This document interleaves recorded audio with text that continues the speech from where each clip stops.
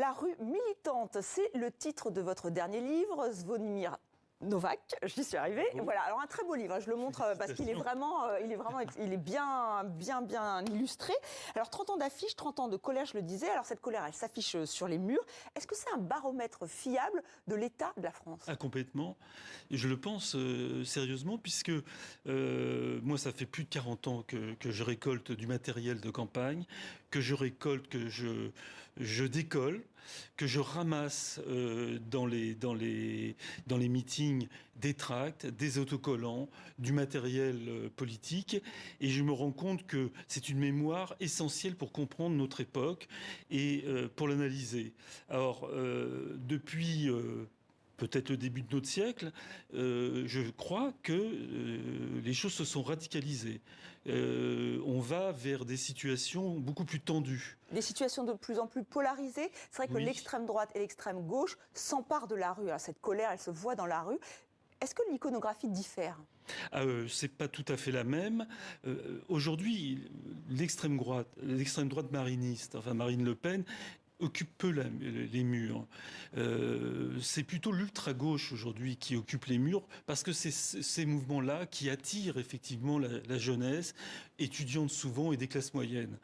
L'extrême droite s'est adoucie sur l'image, fait très attention. Alors, on va voir justement cette image, parce qu'il y a une partie qui est consacrée à Jean-Marie Le Pen, et aussi on voit ce glissement sous Jean-Marie Le Pen, et après Marine Le Pen, où là, effectivement, comme vous le dites, voilà, on n'est plus du tout dans la même sémantique. Alors, on n'est pas du tout dans la même sémantique. Là, on a une image de magazine féminin, et de l'autre côté, on a la production du père, qui était très inspirée par toute l'iconographie des années 30.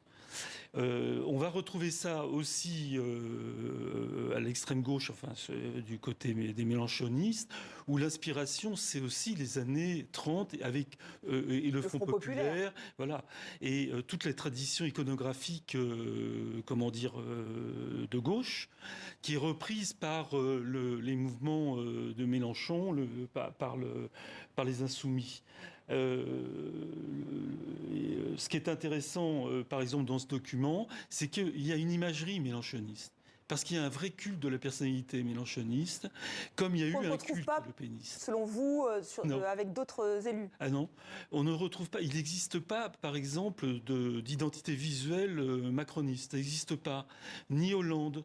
Pourtant, on le retrouve, Emmanuel Macron, avec les Gilets jaunes, partie importante de votre livre là aussi, puisque c'est la colère. Et ça a beaucoup inspiré, effectivement, on voit ici, c'est effectivement une critique de la police, avec des détournements. C'est ça, exactement. Alors, ce qui est très intéressant pour le mouvement des Gilets jaunes, c'est que les street artistes se sont appropriés le mouvement des Gilets jaunes, et ce sont eux qui font la propagande des Gilets jaunes. Eux ne sont pas capables. Ils viennent de partout, les Gilets jaunes. Ils sont pas fixes. Ils ont pas des idéologies très fixes. Donc d'autres prennent le relais.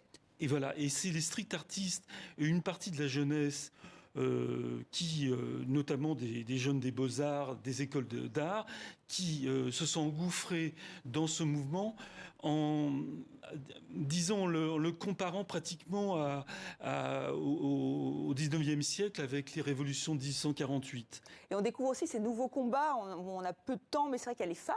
Les femmes, là, elles sont très présentes, avec les colleuses notamment. Là aussi, vous revenez sur les antispécistes. Mais pour les femmes, ça, c'était une nouveauté? Alors, pour les femmes, non, c'est pas une nouveauté, parce que, bien sûr, je le montre dans le livre, il y a eu une production féministe depuis les années 70, depuis l'époque des gauchismes en général, mais il y a une évolution très nette. On n'est plus du tout dans le féminisme de l'égalitariste, on est dans un néo-féministe qui est beaucoup plus dur.